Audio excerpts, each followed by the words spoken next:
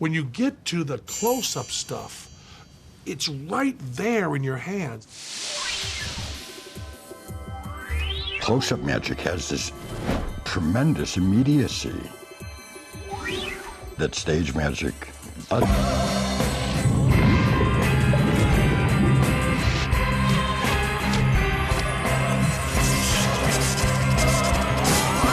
Magic is not about tricks. Restaurants are not about food. Magic's about people. People still want that kind of real element, you know, so that doesn't involve technology, but involves humanity. It's a one-to-one. It's people communicating with other people. Oh, my God! The simplicity of close-up magic means it can be performed anywhere. Did you get searched by security? Yes. Yeah, so did I, but I managed to sneak this through, right? Check this out. Have a guess what's in there. Have a feel of that. You'll never guess. No?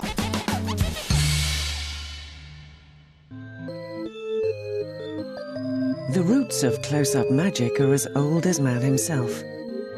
But the earliest one performed in the streets of all ancient cities and across all cultures. The cups and balls routine.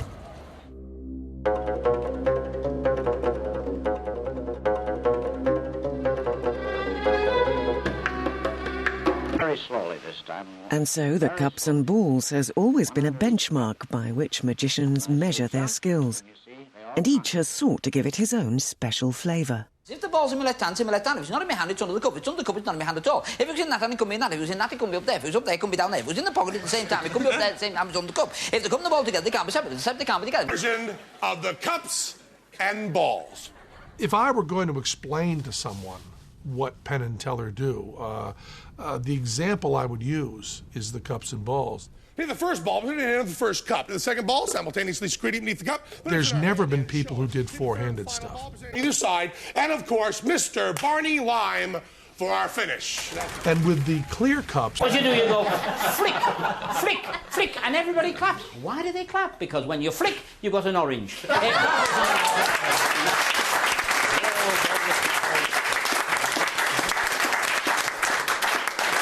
If you clap that, you'll go mad over the lemon. The lemon is... At the heart of close-up magic is an astonishing piece of equipment, the human hand. Manual dexterity comes naturally to us, but some people have taken this ability to extraordinary lengths.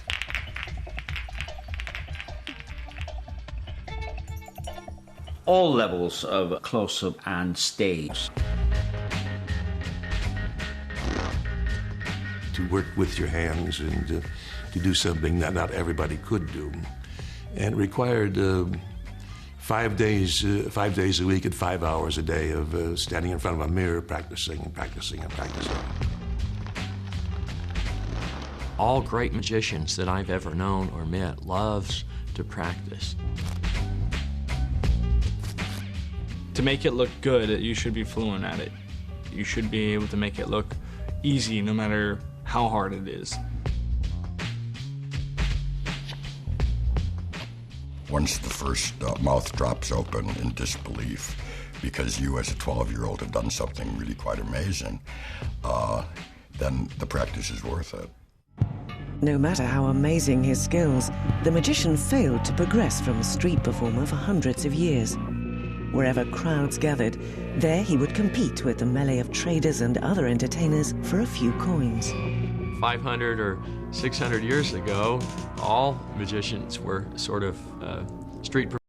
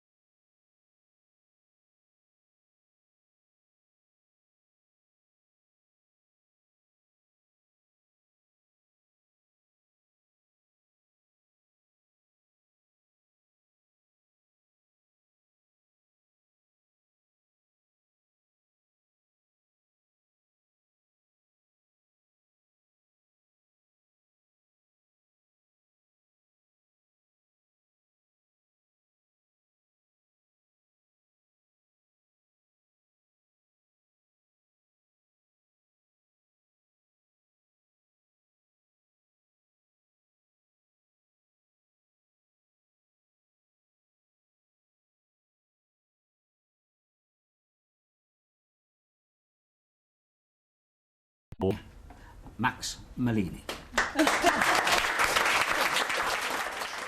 Malini, he was famous for a thing called the colour change, amongst many other things. But the colour change didn't necessarily mean the card changed colour. His hands would bounce like this across it, like that, and he would change to a different card, all right? But I couldn't figure that out, because Max couldn't have done that. Because his hands were so small, they were only this big, size 5 glove, I don't think he used that method, or the one that came out in 1905, where he said, look at that card with 4 of spades, it would change to the 8 of clubs, and his hands would still be empty. If he'd been around in the 1970s, which he wasn't, when a fella came along called Paul Daniels and came up with that one, which is very clean and leaves absolutely nothing anywhere, I don't think he could have done that because of the size of his hands. So the only thing that in my research was able to come up with was there was a Dutchman around at the time called Okito, and he would do this. And it was a kind of pachung, and the card would change. And Malini must have done that one, I think. It's because the only one his hands would fit. But we'll never know. One of the most interesting things about magic is that people seem to fail to realise about preparation. People assume that everything you do is on the spur of the moment. There's a hell of a lot more work goes into the preparation of a split-second effect than meets the eye. Malini was that was his whole being, that he would spend hours and days, perhaps even months or years, preparing for a trick. Malini's wealthy patrons invited him to fashionable dinners, where he sat amongst the guests and performed amazing tricks, some of which were to become legendary. Now, there's a story about Max Malini going to an exclusive dinner party, probably in a stately home, or, they're sat there in the ballroom. You can imagine everybody sat round the table, all expectantly waiting for the main course. And meanwhile, he's doing a few tricks and just being his normal self. And he somehow managed to steer the conversation around to the fact that he was able to raise the dead. And that he will prove it. Because, of course, as soon as they challenge him and say, well, that's nonsense, he says, I'll prove it. And basically the main course arrived, and you imagine them with big silver cloche, they lift that off the table, and there's this beautiful turkey. Some people say a goose, but it was definitely a turkey. And he takes the knife, makes his sort of manoeuvres over this goose, prods it, and the goose comes back to life. Runs round the table, everybody's screaming, the place in disarray, and clears off. And what he had done was he had taken a live goose and plucked it, tucked its head under its wing. You can hypnotise birds relatively easily, strangely, and put that on the table. So, whether that actually was true or not is kind of irrelevant. Malini was just that sort of guy where stories like that abounded about him because he was such a character. Max Malini, short, not as good looking as me, and stuff like that. The biggest question in his show was the trick you're about to see, okay? What he used to use is a hat. And to be honest, to show the detail I've gone to for you, I have used an Austrian hat, for real, okay? And he used to use a coin, all right? That's it. Now what you've got to do is, first of all, your name's Lindsay, isn't it? Lindsay, go in the hat, look around, make sure there's no more coins in the hat. You can pull out the brim, you can do what you like with it, but you got to get it right, all right? Have you done that? Yeah? Yeah. Yeah? Okay, I'll have the hat. You make sure that that is not a double-headed coin. In other words, it's just a normal coin. Yeah? Happy? Yeah? Normal coin. Now, what I'm going to do is this. Can I take that? I'm going to spin it. Right. Heads or tails? Tails. Pick it up. Yeah, it's a block of ice, isn't it? Yeah.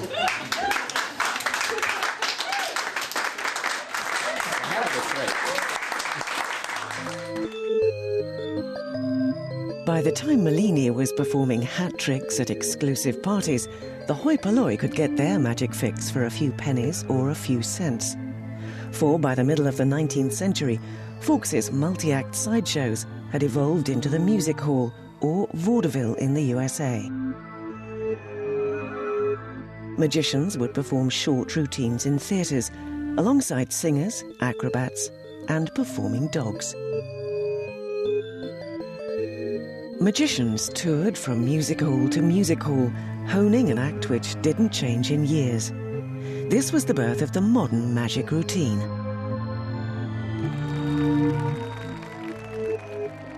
One of the most subtle presenters of such a routine was Richard Pitchford, better known by his stage name Cardini.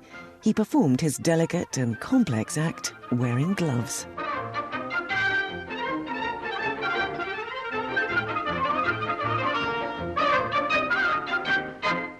Cardini's act is just layered and layered and layered with surprises.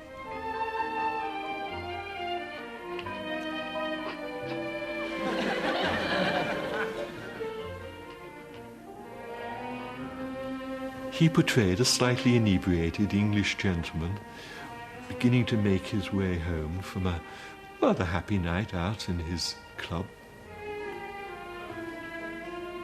Cardini was just a brilliant actor. There was a subtext going on in his mind. You can see as he's performing that he's surprised by all this wonderful stuff going on, and he gets annoyed by it.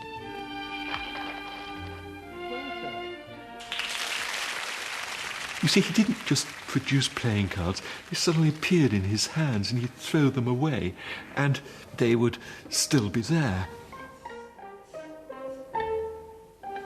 No sooner had he thrown the cards away than he'd find a cigarette in one hand and a cigarette in another, and if he placed the first cigarette in his mouth, then there'd be a third cigarette.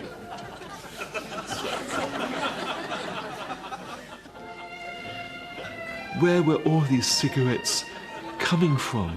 He was a man in total confusion.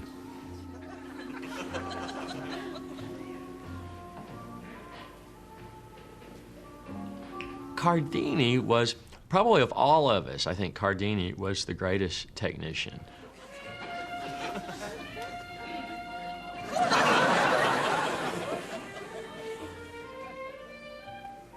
He was born in Mumbles, just outside Swansea, got caught up at a very young age in the maelstrom of the First World War, was twice injured in the trenches. It was during that period that the pack of cards which every soldier was allowed to carry became his sanity. He knew a little bit about magic, and he started to develop manipulation in the trenches. So cold it was, he asked for gloves to wear while he was performing his manipulations, which enabled him to develop the greatest sensitivity that one could possibly imagine.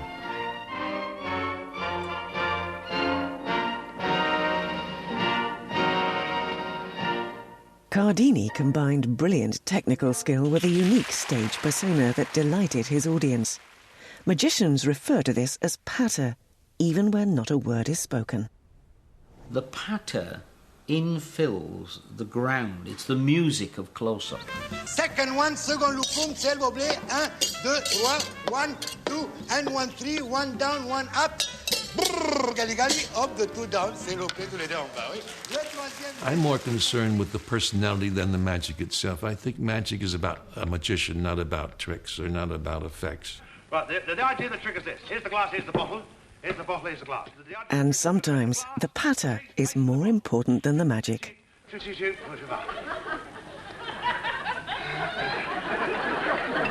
have now changed places. Tommy Cooper used to take the mickey out of it, something terrible, didn't he? You know, and then cover a ball, cover. People say about people like Les Dawson, hey, to play the piano that bad, he must be a good pianist. Well, no, he wasn't. And like Tommy, he must have been a great magician to do that. Well, he wasn't. He was a competent, average, magic club magician. He was the greatest clown on earth at the time. In complete contrast to Tommy Cooper's endearing comic incompetent, Channing Pollock's stage persona was sexy and sophisticated.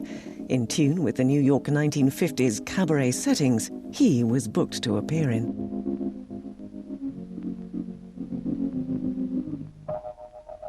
I'd purchased a dove. It was way back in 1947 or 48.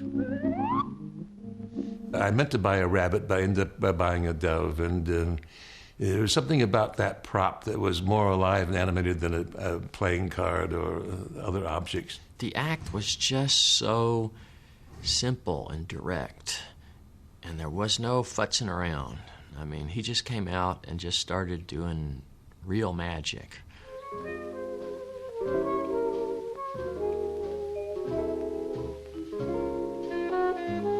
What I managed to do was incorporate working with these doves along with the manipulation. It didn't require any words. It was self-evident and all visual.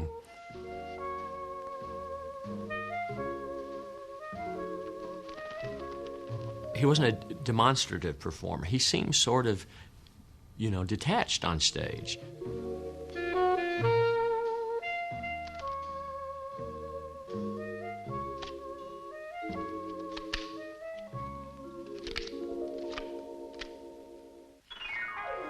There was a dark romanticism to his magic, the use of the dove, the symbolism of the dove. The blood-red silk handkerchiefs, which were a motif throughout the act. But he also had this sort of aura about him, this very mysterious aura. I don't think he was trying to be mysterious. I think he was just being himself. He just had some sort of magical quality. I developed a certain aloofness on stage. Some people might call it sophistication, but it really came about out of sheer fright. I was kind of frightened when I first went to New York to appear in cabaret, and I developed this attitude. It seemed to be it seemed to work.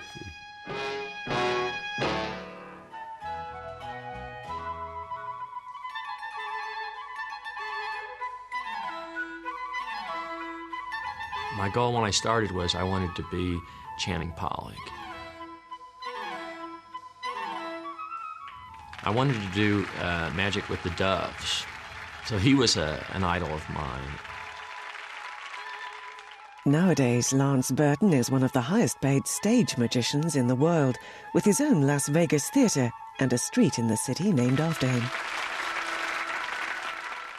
And, my goal is the same today. I look at Channing today, and I go, that's what I want to be when I get to that age, because he's just still the coolest guy in the world. Today, the Lance Burton Show in Las Vegas is booked up for years to come.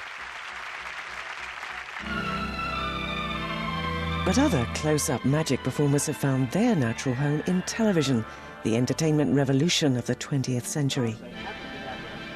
TV killed off the dying embers of vaudeville and music hall, but provided a whole new platform for magicians, or for those who could adapt to it. This is a very quick one with a handkerchief, with Sir Bernard's handkerchief. You twist it into a sort of a rope like this. Have you ever tried to tie a knot in this, Sir Bernard? You tie a knot in it. It just doesn't, you see. You tie it like that and you pull it, and it's a sort of knot that isn't. David Nixon was the first famous British magician on TV, so he's a huge influence on people like myself and Paul Daniels and all the rest of them. And what was, I suppose the one word that springs to mind is charm. He was a charming man. He was your nice uncle who did, tricks at a wedding reception. And what was nice about him, he'd been a cabaret magician. There's this whole period where close-up kind of married together with stage magic and theatre magic, so you were doing small-scale tricks with everyday objects, but on a stage. And he kind of brought that to TV, so he used the TV medium much in the way that he'd use a cabaret room. Lady Doctor, may I please borrow your wrist for a moment? Your left wrist, perhaps? May I? You don't mind? Thank you very much indeed. I'll be very careful of that. David Nixon's genteel presentation and intimate close-up magic was ideal for the times. All the family could safely gather and watch. Circulation on it, that's not too tight, is it? Would you be kind enough just to hold my hand? This is the best part of the trick. The idea is to try and pull the handkerchief through your wrist without undoing the knot and without actually severing the hand from the body, you see. Now, are you ready? Ready? That's it. That's all there is to it. Close-up magic perpetuated its image as safe, polite entertainment for more than 30 years. I know. Okay, now, you can tie another one at the top. Right, okay, tie another one. Just to make sure, no? To be sure. Good? Oh, boy. Now, how many knots you can't hear now? It's 2. 2? 2, yes. Well, anyway, you hold this in the hand. He doesn't believe it. I don't feel it. But by ignoring the changing times, close-up magic had become dull and younger audiences lost interest. Close-up magic wasn't working as well as it could have on television.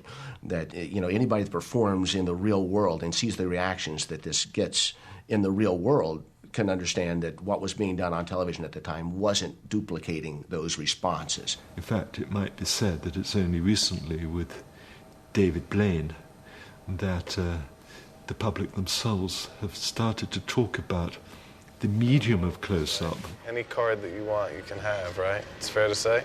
Here we go, watch. Take one out. Take one. Don't let me see it. Which one? That special moment of the magic being done before your very eyes. Here, take the deck. Mix it into the deck. Mix it up into the deck.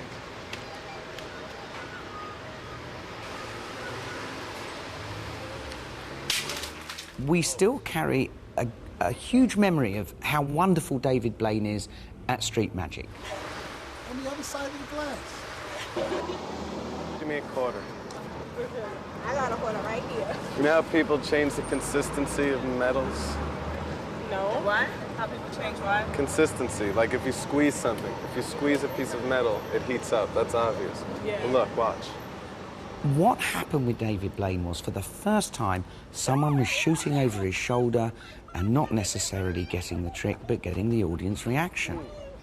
You are listening to that audience react and going, you can't act that. You can't act that reaction. What? Look. Therefore, it must be genuine. Therefore, what we were seeing on screen must be real. Okay, now wait. First of all, the first one that was in my mind, he really guessed that was real. I think he's not natural. What he did was shoot it in almost music TV style. It was that kind of one wobbly handheld camera, which gave it that real sort of urban feel. Ready? What Blaine also did was to rediscover close-up magic as an opportunistic event, finding its audiences casually in the street, the marketplace, or the London Eye.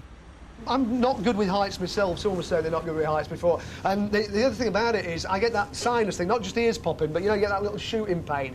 And you can't smoke on here. So I've come up with this kind of combined sort of internal nicotine patch with nasal floss. All right, check it out. Look, go. Oh. I think what's happened on TV with magic the past few years is that focus on people's reactions. That's the real important thing. And it is the joy of doing magic. The reason I do magic is to see someone's jaw drop and they go, wow. And it's that relationship between a live audience and the magician that's at the very heart of close-up magic, no matter where it's performed. Just as it was in Max Malini's era, close-up magic today is alive and well. Right. Cabaret time. Close-up magic consists of walking up to a table of 10 people who have just had dinner and entertaining them for 5 minutes. And it doesn't consist of you walking up to the table with a pack of cards and showing them how clever you are. Well, one of the lines I use a lot when I arrive at a table is, "Good evening, everybody. My job to entertain you for 2 minutes. It will seem longer. And I'm going to do some comedy impressions for you. And then I ask them for a match or a lighter and set fire to a napkin. Guess who this is? Statue of Liberty. He was quick. Second impression. Joan of Arc. Someone has turned up at the table and is doing something slightly unusual. And they're going to want to know what the payoff is. Within seconds, the fire's been put out, the napkin's back together, and they're going, oh, how did that happen? Now I've got them. They're mine. Would you like me to explain how I did it? Yeah, then it becomes a seminar and you get the tax back on the whole night out. I do not like the middle. I like the corner. See? And then you're so busy looking at the middle, you don't see one of the corners is burnt. One of the corners is burnt. Yeah, but that's the bit I don't understand. You can play 2 cards when you turn up at a table. Aren't I clever? Now, the other side of the aren't I clever card is aren't you stupid? And in this, especially in this country, in England. Now, nobody in this country wants to go out and to be made to look stupid for half an hour, especially in front of their top clients. They don't. But if you turn up at the table and you go, well, I'm not honestly sure how that happened, but let's see if it'll happen again, then we're all on a similar level with each other. We'll light a corner. Don't take your eyes off the corner, that's when it happens. Focus as much as you can. Now this time, you're so busy looking at the corner, you might not see the middle isn't there anymore.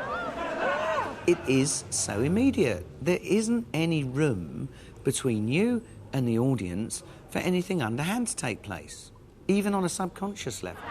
Can you hear me? Can you still hear me? Right, no. Is that fair? Is that fair? No, good, excellent. Here, take this pack. Give him a shuffle. A man sharing my fantasy. Did you see his eyes light up? Look at the nose. No, that's enough, Don't wear them out. They cost money. Look at the top card. Don't pick the ace of spades. See? Place your card, which is not the ace of spades, face up, back in the pack. Give him another shuffle. Can I have them back? Can I have them back? Thank you.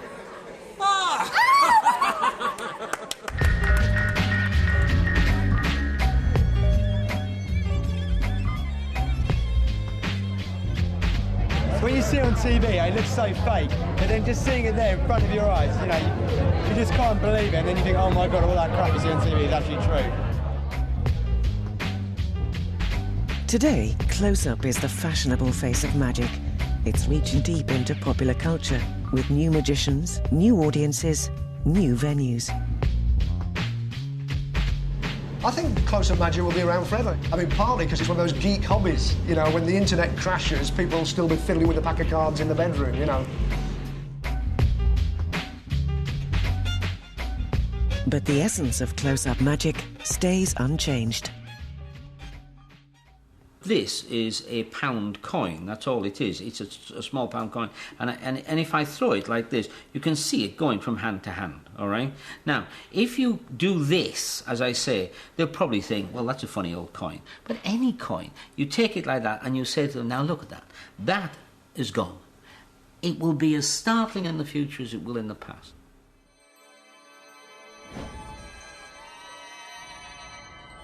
Inside its sealed capsule on the London Eye, Paul Zennon's audience is about to witness a close-up trick, but on a very surprising scale. Card tricks. Intrinsically very, very boring. However, this one is no exception. What's your name? Fiona. Fiona. OK, the thing is, Fiona, when I get you to choose a card, right, it's important that you realise it is just a regular pack of cards, not a trick pack. Okay. So examine them very, very closely. OK, now, also the other thing is, when you choose a card, particularly from a magician, it can make one card look more sexy than the others, right? Ooh, choose me. OK, now, don't do that. I'll tell you what, just think of a card instead of choosing one from the pack. Everybody try this, just the first card that comes into your head, OK? But not the ace of spades. All right, because too many people, it's too obvious, you're too easy if you choose that. So instead, I'll flick through, just think of one of those. Was that too quick? Did you get one? I'll do it again.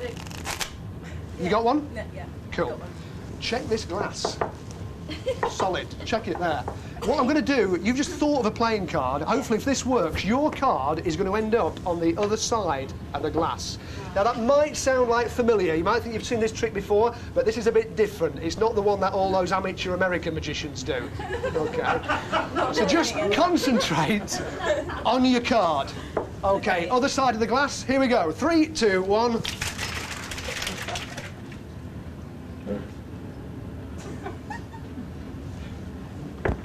Is that toughened glass? Out of interest, what card were you thinking of? Queen of Hearts. Queen of Hearts? Anybody else thinking of Queen of Hearts, just out of interest? No. Yeah? Oh, you're speaking for everyone now. But you just thought of the Queen of Hearts. Now, that's interesting, because when I said the other side of the glass, I didn't just mean just the other side of the glass. I meant way over the other side of the glass, on that boat, on the river, down there.